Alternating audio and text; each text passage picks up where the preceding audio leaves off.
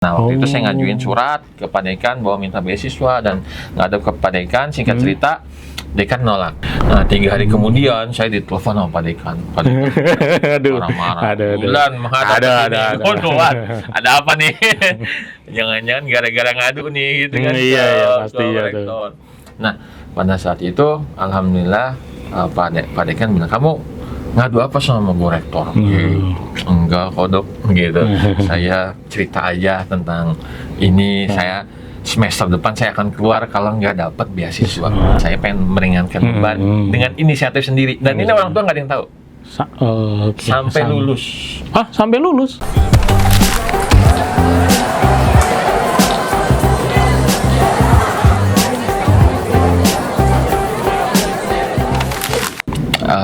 Ya itu pilihan lah kan.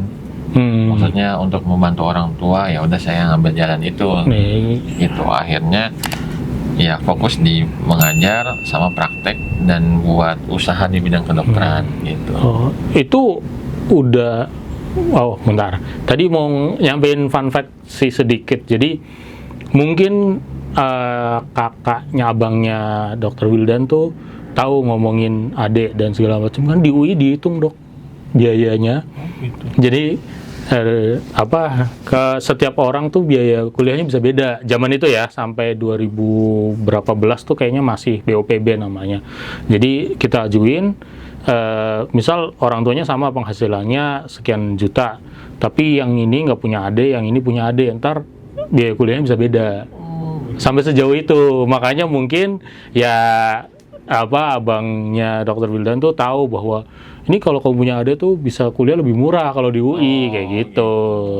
Jadi BOPB berkeadilan tuh sampai ke situ, bentuk rumahnya, fotonya, sampai terakhir tuh masih kayak gitu sampai adanya ada berapa tuh dihitung. Itu skema yang sama dipakai sekarang di terakhir di bidik misi masih dipakai, nggak tahu udah di KIP kuliah, saya kurang tahu ya sistemnya gimana. Tapi ada itu sampai dihitung sampai ke situnya gitu. Berarti abang maksudnya baik. Emang maksudnya baik pasti. Iya, tapi kenapa hal itu disebutin? Mungkin karena tahu kalau di UI dihitung itu ada lo ada lo tuh dihitung biayanya gitu. Makanya dia sedikit memaksa ya rekomendasinya. Harus keluar kan waktu itu kan. Katanya kata abang tuh. Waduh. Harus keluar. Berarti bukan sedikit ya, sangat ya. Cuman ya abang mungkin lagi ngelihat kondisi orang tua. Iya, pasti. Tapi ya alhamdulillah orang tua dapat jalan keluar kan. Jadi alhamdulillahnya dapat jalan keluar. Gara-gara abang ngomong itu dapat jalan keluar. Iya. Kalau nggak ngomong ya kuliah ngebem nggak berasa tuh. tiba-tiba udah tahun kesekian. Oke, ini deh. Nah tadi Dr. Wildan tuh ngebem, ketua BEM sambil kuliah dokter. Nah ini kan yang mungkin kita gak banyak nih yang tahu gitu, gimana tuh Dok atur waktunya dulu. Kalau prinsip saya itu dapat dari SMA itu jangan pernah organisasi kalau nilainya jelek. Nah tuh. Jangan pernah organisasi kalau nilainya jelek. Nah, gimana nih ngukurnya? Kan kita harus organisasi dulu baru tahu nilainya jelek atau bagus. Makanya kita kalau mau organisasi nilai kita harus dibagusin dulu. Karena kan orang tua udah nyokolahin kita mahal-mahal. Kita ngurusin orang. Iya, organisasi kan ngurusin orang. Belajar mengatur orang gitu. Tapi kita harus belajar mengatur diri kita sendiri dulu dengan belajar yang benar. Nilai bagus, oke, saya organisasi gitu. Jadi dapat kesempatan itu ya di semester 1. Iya, udah bagus bisa nih. Cuman kita ikut organisasi, direkomendasikan jadi ketua BEM. Sanggup nggak ya? Nilai oke, apalagi dapat ancaman itu kan. Nilai turun, bayar ganti. Tapi jadi semangat juga, kata abang juga, bagus kamu tak pertahankan nilai kamu. Karena orang yang nggak organisasi, nilainya IPK-nya sama kamu, bahkan dia lebih tinggi misalnya, lebih baik kamu dibandingkan anak yang nggak organisasi tapi IPK-nya cum laude. Lebih baik kita gitu. Maksudnya lebih baik yang berorganisasi cum laude dibandingkan cum laude nggak organisasi. Oh. Gitu. Iya. Maksudnya kan organisasi pengalamannya Ya jelas, banyak. jelas lah sama-sama kumlot ya. Bukan lebih baik organisasi tapi nggak kumlot. Organisasi kumlot ya itu udah hampir pasti lebih baik ya. Baru nyadar. Benar. Gitu sih. Jadi ya, gitu Pak. Ya udah akhirnya begitulah cerita. Oh, Di kampus kami itu asrama. oh wajib Wajib asrama. Fokus kita untuk belajar di kedokteran, ngejar ilmu lah, Ngejar ilmu. sampai malam kita belajar itu. Oh, jadi tapi itu bareng anak kedokteran semua atau gimana di Kedokteran asrama? semua Ya? kita Kedokteran semua. Jadi itu teman-teman angkatan yang merasakan asrama itu Itu di Kuat banget itu. Cempaka Putih. Cempaka Putih Ah, dulu. Cempaka Putih juga. Oh, dulu di kampus Cirende sekarang juga masih ada asrama. Cirende. Karena ciri khas Muhammadiyah asramanya. asramanya Karena untuk membangun behavior, belajar bareng. Jadi kita benar-benar untuk belajar gitu. diskusi gitu atau apa. Oh. Organisasi, Oh. bikin event-event internasional gitu. Oh, jadi memang kebawa pas apa di kelas sebagai mahasiswa keluar ya apa sih sebagai mahasiswa ya jadi belajar apa keluar tuh sampai pagi sampai besoknya lagi kan itu masih ketemu teman-teman juga jadi mungkin lebih nggak sesulit kalau yang pulangnya beda-beda atau apa gitu-gitu itu ngaruh Iya, nggak? ngaruh banget karena Ngaruh banget. kita sampai malam belajar sampai jam 12, jam 1 bahkan belum tidur. Kita besok harus presentasi tentang kasus. Kayak udah jadi dokter gitu. Iya, udah jadi dokter. Wah, kasus nih dibahas dari segi anatomi, fisiologi, dari segi apapun. Misalkan di asrama itu penting banget. Tadi pertanyaannya kan pengaruh nggak? Pengaruh banget. Pengaruh. Karena kita bisa memanfaatkan waktu semaksimal mungkin. Kalau Sampai pulang kita tidur, malas. Iya. Suasananya beda. belum di jalan ketemu Di jalan capek.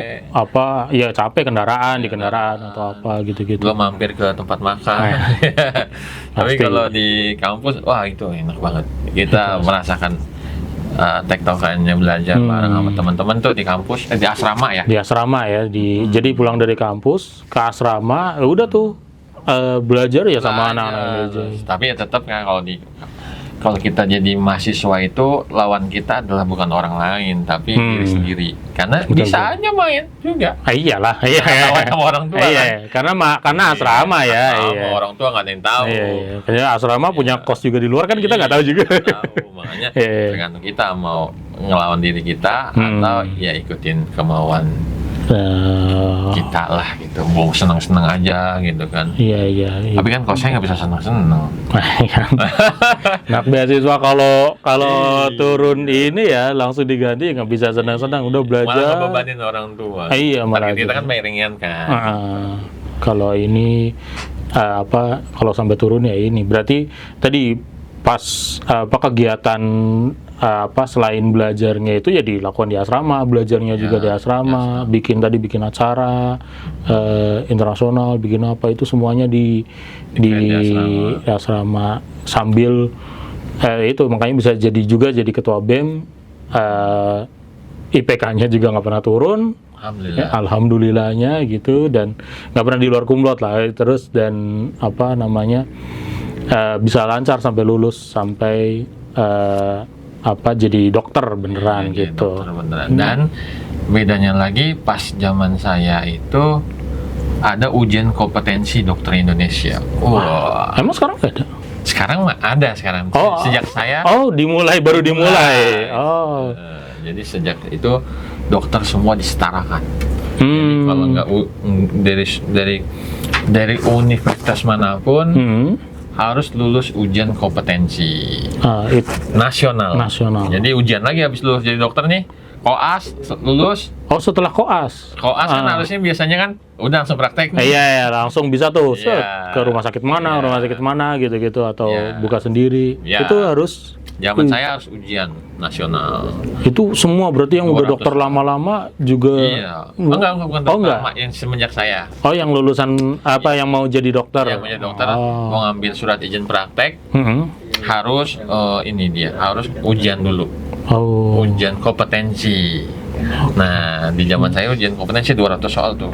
200 soal? Ya, 200 soal. Berapa lama? Masih ingat ya?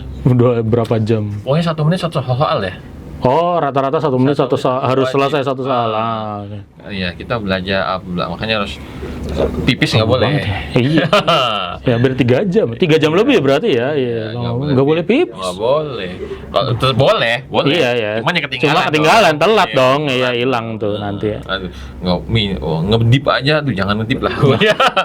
Ibaratnya. Iya. Kita belajar nih. Fokus lah itu untuk mendapatkan surat izin praktek.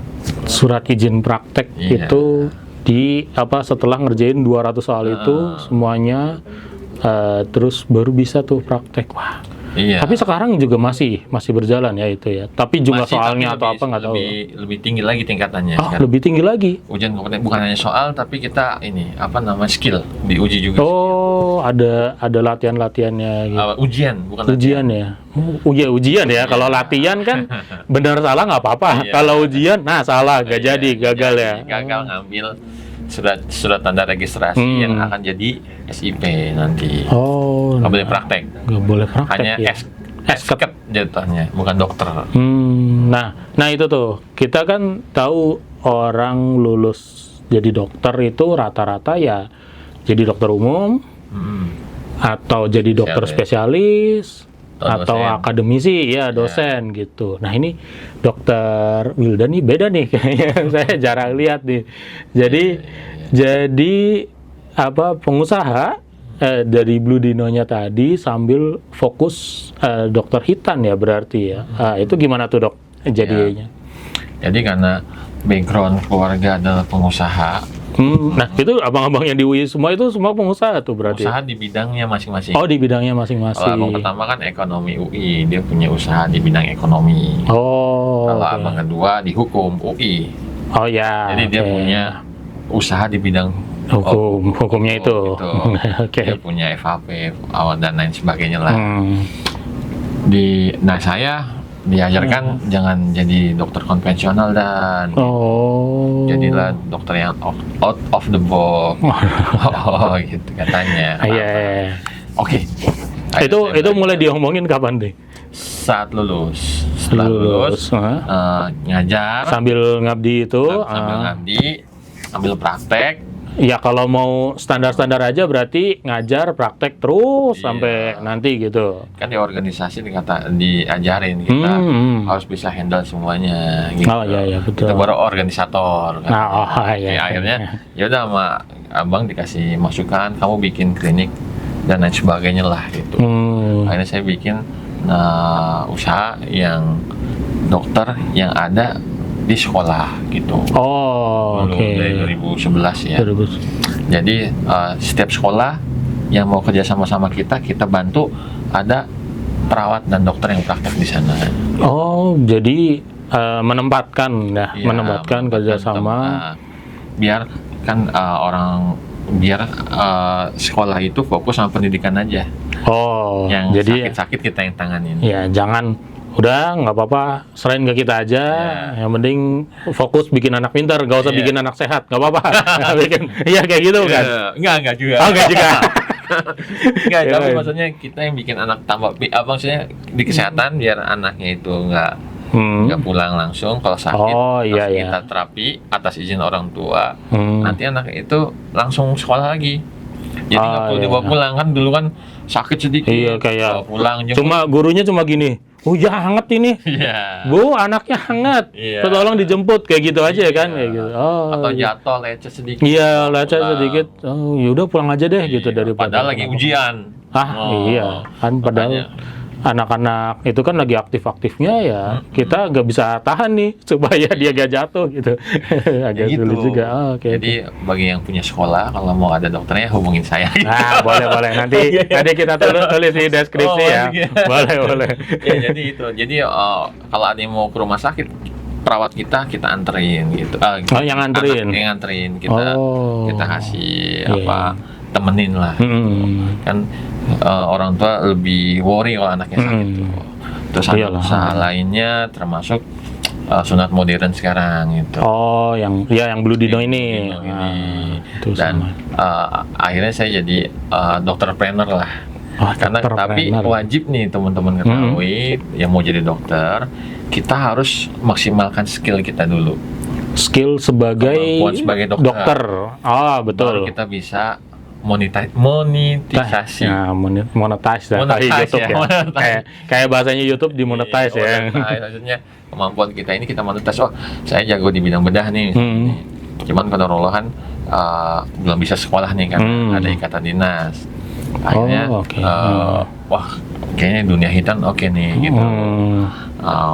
Maksimalkan sampai jadi trainer nasional. Trainer Nasional bidang hitan khusus gitu. Tapi dokter umumnya tetap ada. Tetap jalan ya. Bukan dokter sunat. Wah, lu ngurusin sunat doang. Iya, ngurusin sunat doang terus sampai anget nih, kenapa ya dok? Wah, saya bisanya sunat doang, kayaknya kan nggak mungkin ya, nggak bisa. Nggak bisa ya. Yang punya kekhususan di hitan. hitan.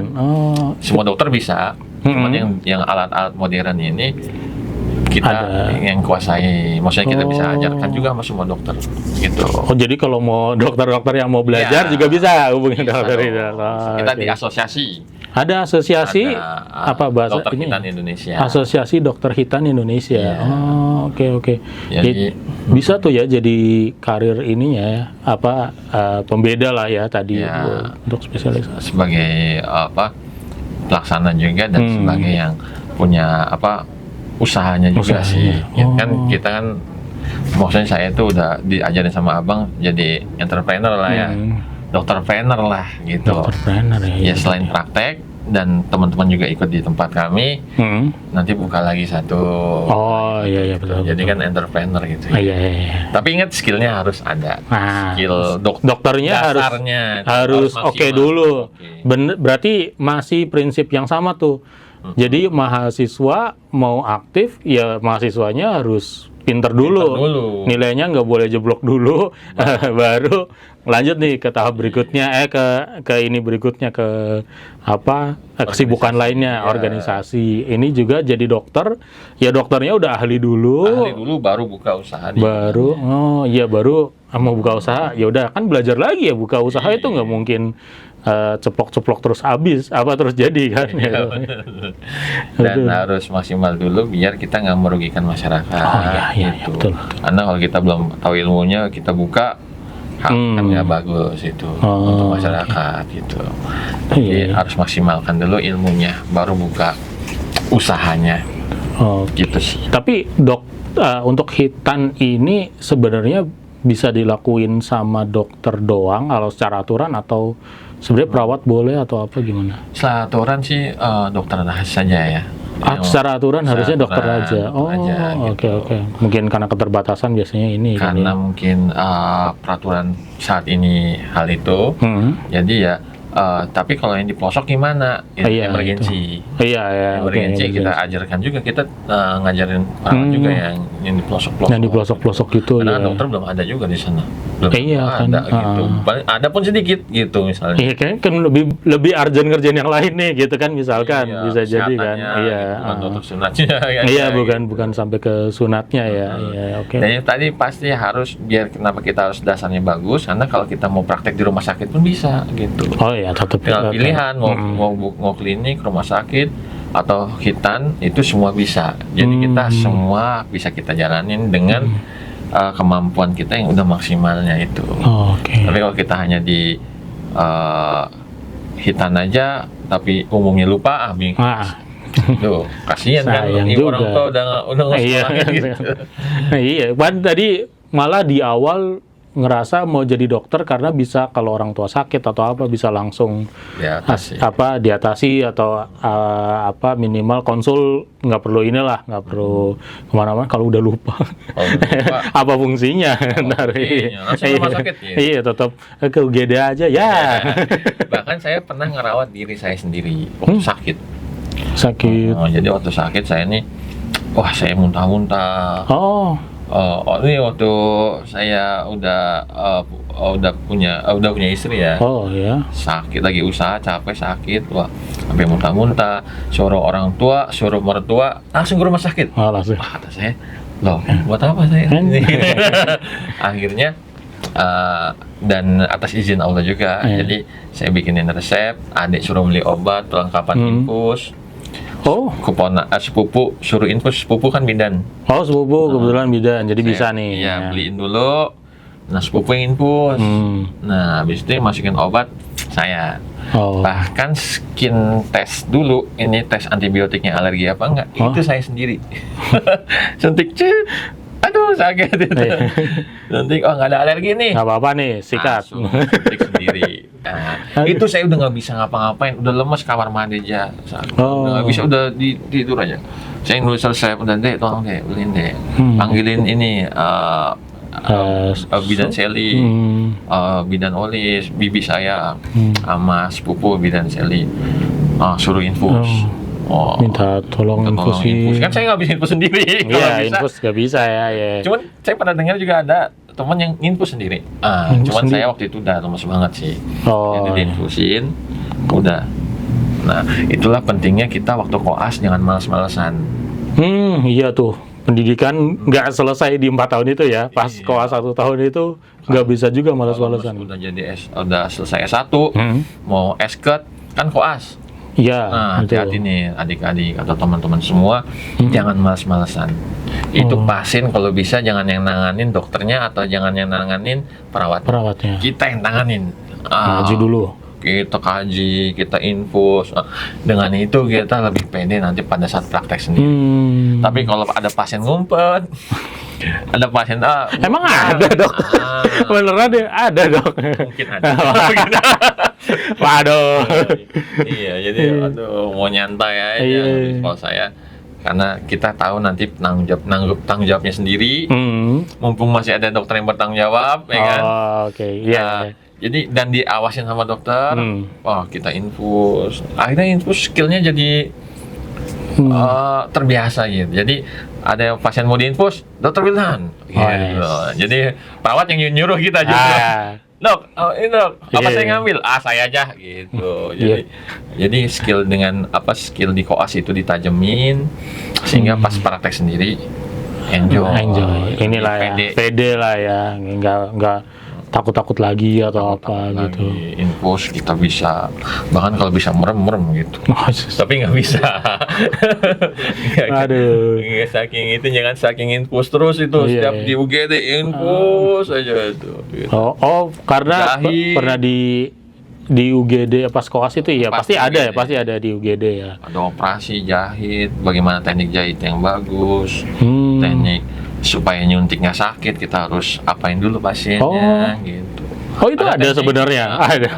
Gitu. Jadi nggak main tojos aja, kejar pasiennya. Iya. Ada tekniknya di namanya nyeri ali. Diginin dulu di tempat yang mau disuntik. Gitu. Antisepsis baru berikan dikasih obat.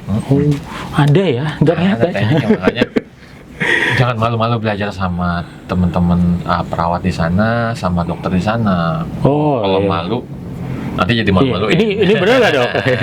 Kan pernah ada viral tuh di Twitter gitu bilang bahwa paling tinggi tuh sebenarnya apa sih namanya tingkatan tuh di rumah sakit ada dokter, ada apa, malah perawat senior. Yang sebenarnya jangan dibantah, itu bener. Semuanya sih nggak boleh dibantah. Oh iya, semuanya. Apalagi seorang mahasiswa koas ya, atau dokter masih junior gitu ya. Nggak boleh itu. Jadi kita tuh rekanan satu tim. Jadi kita harus menciptakan suasana yang kondusif. Jadi kalau ada apa-apa kita saling bantu. Kalau kitanya egois, kalau ada apa-apa biarin aja lah. Gitu. Nanti kita yang kena sendiri kan. Nggak ada yang boleh dibantah sih. Gak boleh. Ada yang boleh dibantah, termasuk perawat penanggung jawab, dokter penanggung jawab, bahkan teman sendiri, teman sejawat sendiri, teman koas sesama koas ya. Kalau dia nggak bisa, oke, gue bantuin gitu. Iya. Jadi saling ngebantu lah. Iya. Jadi jangan sampai ini ya malah, nggak gitu dong gitu. Iya, nggak boleh menjatuhkan. Nggak boleh saling menjatuhkan. Iya. Makanya untuk yang teman-teman yang mau masuk ke dokteran, mahasiswa itu lawannya bukan temennya, adalah diri sendiri. Jadi Oke. kita harus bisa mengatur diri sendiri agar nanti nggak kebawa, bukannya belajar malah bermain, Iya. malah dugem. Jangan sampai ya. Jangan sampai ya. Atau terlalu fokus di organisasi, tapi nilainya jeblok, itu Iya. nggak boleh kan? Jangan masuk organisasi kalau nilai kita nggak bagus. Jadi harus bagus. Kalau mau masuk organisasi, targetnya bagusin nilainya, gitu. Biar semuanya dapat. Gitu. Itu satu, harus ngelawan diri sendiri. Jangan lupa berdoa. Terus fokus sama tujuan, ya kan? Ya. Pengen jadi dokter apa nih? Ada yang mau mengajar aja. Oh iya, tadi Ada yang pilihan karir ya, udah. karir gitu. Atau yang mau kayak saya, dokter trainer gitu. Bisa juga, nggak apa-apa nih dok. Nggak juga. banyak saingan nggak apa-apa. Kan harus banyak trainer Oh entrepreneur iya, di negara. Di Indonesia ini ya betul. Biar maju pendapatan secara nasional ya kan ya? Apa betul gitu ya? Kalau nggak salah katanya kayak gitu. Kita masih di bawah 3% katanya. Iya. Harus naikin lagi. Gitu. Entrepreneur, dokter juga harus jadi dokter trainer juga dong. Jangan jadi pelaksana aja lah dok. Waduh. Jadi kalau dokter mau buka usaha bisa hubungin saya juga. Boleh, nanti hubungin aja. Oh ini pengusaha kayak gini. Iya, boleh. Ambil kesempatan dalam kesempatan. Dikit-dikit masuk aja terus ya. Iya, kita ya itu bisa jadi hal itu sih. Dengan yang pasti berdoa dan harus taat sama orang tua lah, itu paling penting. Oh iya. Oke, luar biasa nih dari Dr. Wildan, banyak banget info baru, ilmu baru, pengalaman Dr. Wildan juga, insya Allah manfaat ya buat kita semua, buat sahabat Lavender di sini. Jadi terima kasih Dr. Wildan. Nanti mungkin mudah-mudahan kita masih ada video lagi nanti. Atau nanti saya yang main ke tempatnya Dr. Wildan juga boleh sekali-sekali. Ada YouTube-nya kan? Udah ada? Ada YouTube-nya. Di mana? Di Blue Dino, di bawah ini ya. Ya Blue Dino. Instagram juga kita ada. Boleh. Nanti langsung di follow, di subscribe, ditonton juga ya video-videonya ya, lebih utama ya. Nggak cuma di sini. Ada juga kita YouTube Antara Dokter juga yang ada. Kaminya juga ada nanti. Kita bincang-bincang tentang dunia kesehatan. Oke. Udah ada. Lagi dibuat. Oke, nanti ditunggu aja lah. Udah ini. Oke, terima kasih Dr. Wildan. Buat teman-teman yang udah nonton, jangan lupa like, komen juga di bawah ini. Pengen datengin jurusan apa nih yang mau ngobrol tentang kegiatan dulunya yang ada di kampus. Jadi supaya Kak Saat bisa panggil nih teman-temannya Kak Saat yang jurusan itu. Nanti kita ngobrol juga di sini. Terima kasih semuanya. Wassalamualaikum warahmatullahi wabarakatuh. Waalaikumsalam. Bye.